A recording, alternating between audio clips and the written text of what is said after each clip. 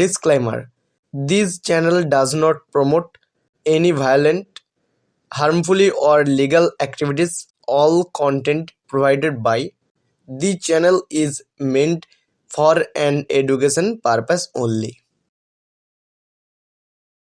Hello viewers, welcome to YouTube channel Filmy Bangla. তো viewers, আজকে আমি যে মুভিটি এক্সপ্লেন করবো সেই মুভিটির নাম হচ্ছে ওয়ান্টেড। তো ওয়ান্টেড হলো জিৎ এবং শ্রাবন্তী চ্যাটার্জির খুব একটি বাংলা চলচ্চিত্রের খুব একটি জনপ্রিয় মুভি। তো এই মুভিটি আমি আজকে এক্সপ্লেন করবো যে মুভির গল্পটা কী গেছে, মুভির গল্পটা কী গেছে, এই মুভিতে কী অভিনয় করেছেন এবং এর গানগুলো কী গেছে সেগুলো সম্বন্ধে বলবো এই ভিডিওতে।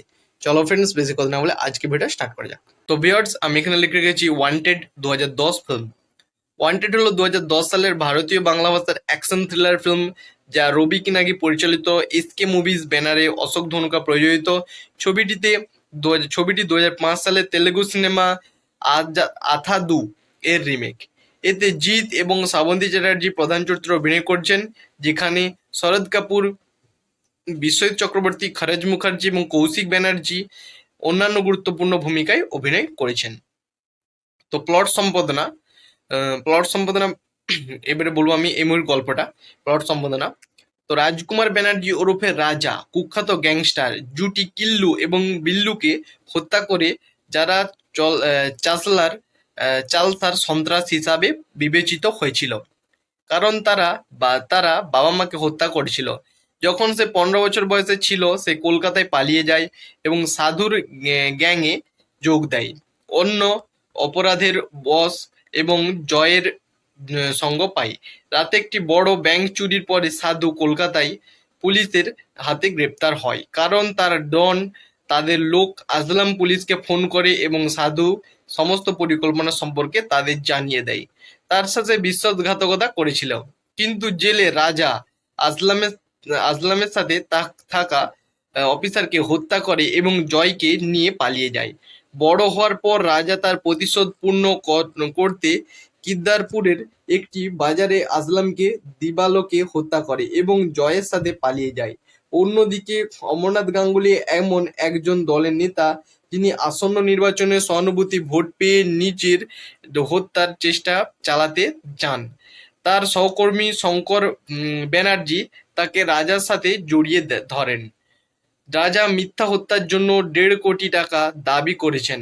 মিটিং অনুষ্ঠানে বালিগঞ্জ রেলওয়ে স্টেশনের কাছে, সেখানে হত্যাকাণ্ড ঘটতে চলেছে। গাঙ্গুলিকে অন্য কেউ গুলি করে পুলিশকে অবিলম্বে অপ্রস্তুত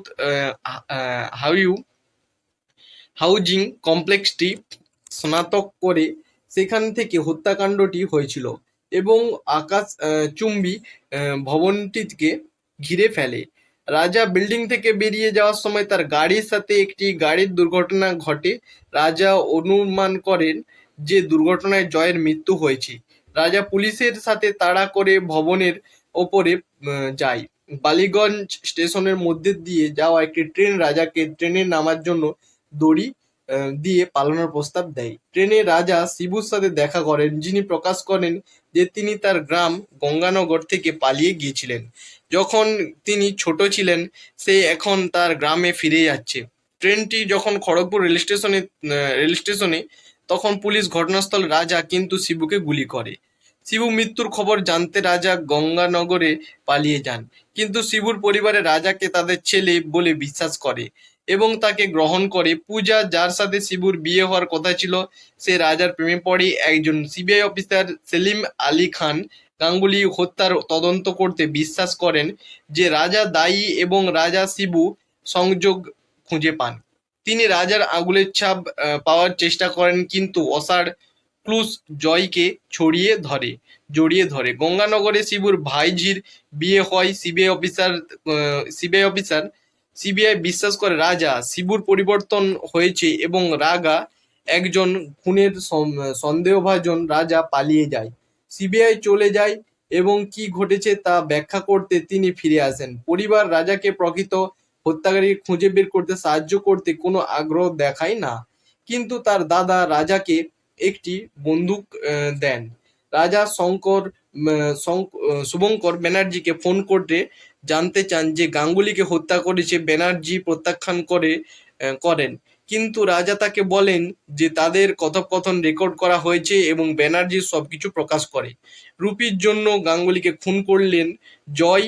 20 মিলিয়ন দুর্ঘটনায় সময় একজন মালাতককে গাড়িতে পাঠিয়ে তার মৃত্যুর কথা জাল করে। রাজা পুরানো গির্জার দিকে রওনা দেন। সেখানে জয় আছে।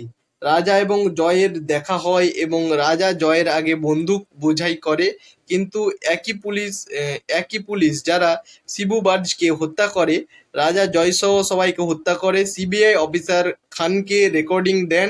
রাজা তারপর খান সরাসরি ব্যানার্জির অফিসে যায়, তাকে বলে যে সে পুলিশের হাতে তুলে দেবে এবং ব্যানার্জি তাকে বলে যে তার কাছে কোনো সুনির্দিষ্ট প্রমাণ নেই। খান প্রকাশ করেছেন যে রেকর্ডিংটি গাঙ্গুলির উত্তপ্ত মাথার ছেলের পক্ষে যথেষ্ট প্রমাণ। তিনি তার পিতার মৃত্যুর প্রতিশোধ নেওয়ার প্রতিশ্রুতি দিয়েছিলেন। কোনো উপায় ছাড়াই ফাঁদে পড়ে ব্যানার্জি আত্মহত্যা করেন। তারপর শিবু ছাই ছেড়ে দেন এবং সেলিম খান তাকে শিবুর পরিবারের কাছে যেতে দেন এবং তাদের পূজার সাথে সুখী জীবনযাপন করার জন্য অপরাধ জগৎকে প্রত্যাখ্যান করার শর্ত দেন। রাজা এতে সম্মত হন এবং গঙ্গানগরে যাত্রা শুরু করেন। সেখানে তিনি চিরকাল থাকেন। কাস্ট সম্পাদনা মানে এই মুহূর্তে কে অভিনয় করছেন সেটা সম্বন্ধে বলবো। রাজকুমার ব্যানার্জি ওরফে শার্প শুটার রাজা। মিথ্যা শিবুর চরিত্রে জিৎ তরুণ, রাজার চরিত্রে আংচু বাজ, পূজার চরিত্রে শ্রাবন্তী চ্যাটার্জি, রাজার প্রেমের আগ্রহ সিবিআই অফিসার সেলিম খানের চরিত্রে শরদ কাপুর, রাজনীতিবিদ অমরনাথ গাঙ্গুলির চরিত্রে রজত গাঙ্গুলি, গাঙ্গুলির সহকারী শুভঙ্কর ব্যানার্জির চরিত্রে বিপ্লব চ্যাটার্জি, শিবরঞ্জন চৌধুরী ওরফে শিবুর চরিত্রে অতনু মুখার্জি, শিবুর দাদা সিদ্ধার্থ নারায়ণ চৌধুরীর চরিত্রে বিশ্বজিৎ চক্রবর্তী, শিবুর ফুফুর চরিত্রে কমলিকা ব্যানার্জি, জয়ের চরিত্রে ইন্দ্রজিৎ চক্রবর্তী, সাধুর চরিত্রে জয় বদলানি, শিবুর মামার চরিত্রে খরাজ মুখার্জি, পুচকে ও চরিত্রে অরিত্র দত্ত বণিক, শিবুর চাচাতো ভাই শিবুর বোনের চরিত্রে রাজন্য মিত্র, শিবুর ছোট বোনের চরিত্রে আয়েশা ভট্টাচার্য, পতিতা চরিত্রে মৌসুমী দাস, শিবুর মায়ের ভূমিকায় অতনু চ্যাটার্জি, শ্যামল দত্ত, সিবিআই প্রধান বিয়াস ধর। তো আমি সাউন্ড ট্র্যাক সম্বন্ধে বলবো, মানে এই মুভিতে কোন কোন গানগুলো আছে সেটা সম্বন্ধে বলবো। ট্র্যাক তালিকা নম্বর, শিরোনাম, গান, গায়ক, গুলির দৈর্ঘ্য। তো ফার্স্ট ওয়ান্টেড মুভিতে ফার্স্ট গান হচ্ছে নেকা নেকা, ফার্স্ট গানটা। গৌতম সুমিত সান মঞ্জিরা গাঙ্গুলির গাওয়া এই গানটি 0:40 এখানে লেন্থ। 2 নম্বর গান হচ্ছে ওরো সালাম, সুমিত আচার্য, কুণাল গাঞ্জাওয়াল, রাজেশ রায়, কল্পনার গাওয়া এই গানটি 0:3:09 এই গানের লেন্থ। 3 নম্বর গান হচ্ছে আহা, প্রিয় চ্যাটার্জি, পৃথা মজুমদার, অনন্যা আদাইকার, রাজেশ রায়ের গাওয়া এই গানটি 0:4:25 এখানে লেন্থ। 4 নম্বর গান হচ্ছে আখনো জানি, রাজেশ রায়, কুণাল গাঞ্জাওয়াল, পৃথা মজুমদারের এই গাওয়া এই গানটি 0:3:43 এখানে লেন্থ। 5 নম্বর গান হচ্ছে চলো খেলি প্রেম প্রেম, 0:4:22 এখানে লেন্থ। মোট দৈর্ঘ্য সব গানগুলো মিলে মোট দৈর্ঘ্য হচ্ছে 22:43। তো ফ্রেন্ডস, এই ছিল আজকে ভিডিওটি যদি ভালো লাগে থাকে তো প্লিজ ভিডিওতে একটা লাইক করবে। চ্যানেলে যদি কোনো বন্ধু নতুন থাকো প্লিজ চ্যানেলটাকে সাবস্ক্রাইব করবে, পাশে থাকবে লাইকনটাকে দেবে অল সিলেক্ট করবে। যখন আমি কোনো ভিডিও লোড করবো সর্বপ্রথম নোটিফিকেশনগুলো তোমাদের কাছে পৌঁছাবে। তো লাইক কমেন্ট শেয়ার করতে কিন্তু কোনো বন্ধু ভুলবে না। চলো ফ্রেন্ডস, দেখা হচ্ছে নেক্সট ভিডিওতে।